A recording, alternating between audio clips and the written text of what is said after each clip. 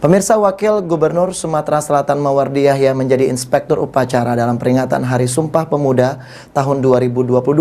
Dalam acara tersebut, Mawardi menyinggung para pemuda di Sumatera Selatan untuk tidak pernah berputus asa maupun bersikap letoy dalam menghadapi setiap tantangan kehidupan.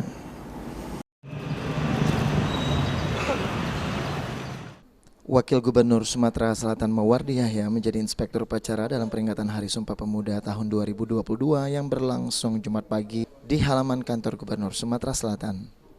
Mawardi mengatakan bahwa peringatan Hari Sumpah Pemuda ini merupakan upaya untuk memperingati sejarah guna menjadi teladan mewujudkan visi negara Indonesia.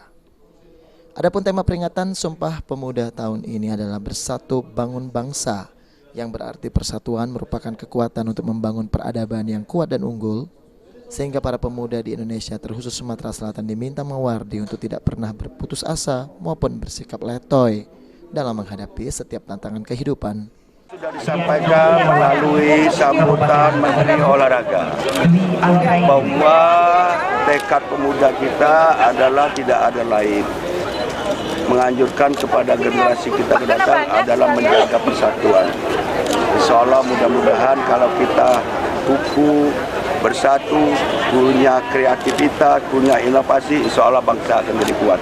Saya kira itu ya, saya kira inilah tantangan pemuda kita ke depan. Supaya jangan sampai letoy, lesu, lemah, putus asa, tidak boleh itu. Harus semangat. Jaga persatuan, komunikasi, silaturahmi jalan.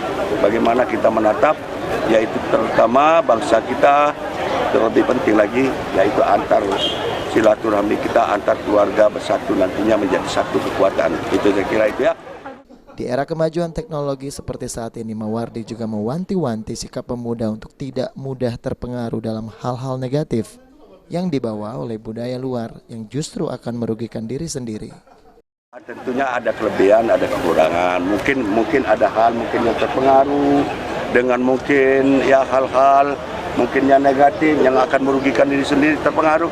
Ada juga tentunya yang benar-benar yaitu semangat berprestasi. Saya kira itu ya.